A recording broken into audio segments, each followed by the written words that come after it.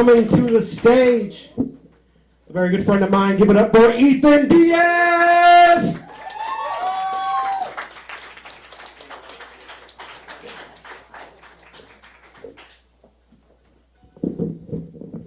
That's cool, I'd leave too.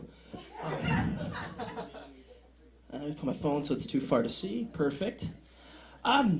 So, not to be on a downer, I mean, I feel like everybody's going to talk about the president, so I want to talk about something a little more uplifting than that. Cancer. So,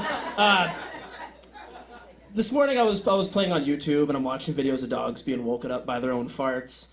And before the video, it plays this commercial. It's very black and white, and it's this very somber moment. This woman speaking, and she's just like, cancer doesn't care about age, race, religion, sexuality.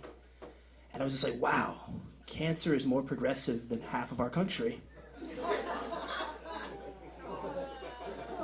There we go. Hurts, right? Stings a little bit. No, I was lucky. On the way here, Tacoma has a great homeless problem, which is always a good source for material. And so I see this guy holding a sign saying, Jesus loves you. And no one asking for money or anything, just Jesus loves you. And I just was like, yeah, no shit, that's why he didn't make me homeless. No, I'm not like anti-religious, but the one thing that irks me is when people say like, can I pray for you? Is it okay if I pray for you? Because I want to be like, no. I don't want God to think we're together. I don't. I know you guys are wondering why I'm usually in shape for a comedian. It's because I'm actually a professional wrestler. That part's...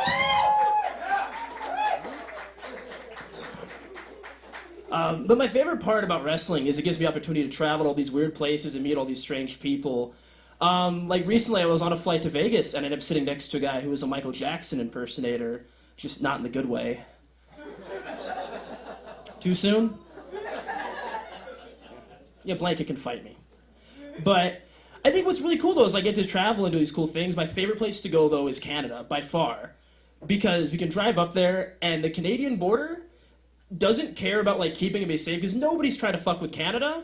So instead their goal is to just fuck with people coming to Canada. So we go through the border and they do the usual thing like, you know, do you guys have any guns on you? No. Do you have any knives on you? No. Do you have any pepper spray? No. Then he hits us with, do you have any nunchucks? Like that was gonna trip us up. Like, guns, no. Nunchucks. Yeah, fuck, shit. Yeah, you caught me. Sorry. My name's Michelangelo. This is Donnie. This is Leo. We got Raph in the trunk. We're here to fuck up the Foot Clan's night. You got us. No, but just to me, it's very strange, though. But enough about that. Oh, you know what just came to me?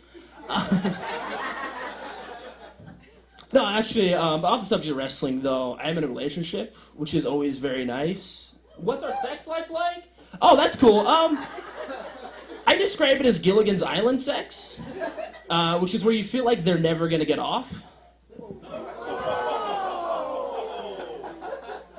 No, but it's cool. We actually just got a house in Tacoma, and so we're looking, and the real estate lady was like, well, it's a one-story house. And I was like, every house in Tacoma is a one-story house. The story is somebody was murdered in front of that house.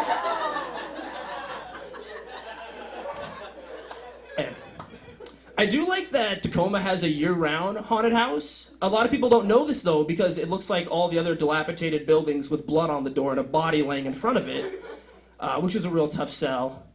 But for me, I think haunted houses aren't scary anymore because I'm an adult. And, like, I know Dracula's not real, like, mummies aren't a thing. But for me, like, for a haunted house to be scary, it's got to be, like, real fear. Like, real fears I have inside. Like, I would love to get to the haunted house and, like, go real quick, take a piss before it starts. And I'm just, like, hanging out in the handicap stall, and then I just hear the door open and close, but there's no footsteps, just silence. And I see a shadow moving towards the front of the door, to the door, to the door, to the door. And then right there I see 2 feet right in front of the door, and on either side of those feet is a small wheel. To me, that's a big fear. Like getting caught in the handicap stall by a handicapped person. Like, what do you do in that situation? Like, because they're gonna wait you out, like, you're fucked. But they have to know the truth, though, right? That, like, the handicap stall is the best one. Like, that's the presidential suite. Like, you're shitting in first class. You got leg room. God damn. No. I'm also very lucky, aside from being a pro wrestler, I also have the sweet job of rad uncle, which I don't know if any of you get the chance, but I highly recommend it. Best friend has a son, he's 3 years old, and it's awesome. But the thing is, I only like him. Like, people tell me I'm good with kids. Like, no, I'm good with him. Like, I will punt your baby through the uprights. Like, 0 fucks given. But this kid, though, he's the exception to the rule. But people always go like, oh, it'll be different, though. Like, you'll get baby fever. And it's like, I've had baby fever. What it is your kid doesn't wash himself, and he plays in his fucking diaper, and then touches handrails, and then I touch the handrail, and then I put gum in my mouth, and then I get sick. Yeah, that's fucking baby fever. I think the only thing I hate more than that really, like, drives me nuts besides kids is bad parenting. And, like, I mean bad parenting. Because, like, Casey Anthony, acquitted. John Benet Ramsey's parents, clearly? But you're telling me you can't shut your fucking baby up? And Casey Anthony did no time for that, acquitted. John Benet Ramsey's parents, still chilling. Oops. I know one question a lot of people have, for me anyways. It's my favorite question is, what race are you? Because it's really saying, like, I know you're not white, but I don't know how to feel about you yet. But I always tell people, like, well, I'm mixed. I'm half white, I'm half black. Socially, black. Identify as black. Filling out government paperwork, white. And here's why. Because the only time in the history of the world anyone has ever said round up all the white people was when the Titanic was sinking. Never before, never again.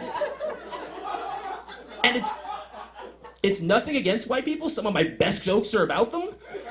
But white people take black culture and act like they came up with it. And like hip-hop music, whatever, everybody does that. But like, you guys ever heard of parkour? Or like free running? It's basically like you just take off through a park and you're jumping over walls and like leaping over fences. Or as black people called it, running from the police. And then white people want to make it a sport. The other one that really gets me too, oh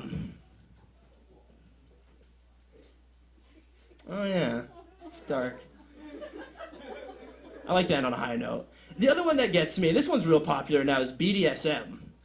White people love BDSM, but you try to explain BDSM to a black person, it's like, no, what we do is like, you're in chains and like, you know, you're getting whipped, and it's like, oh.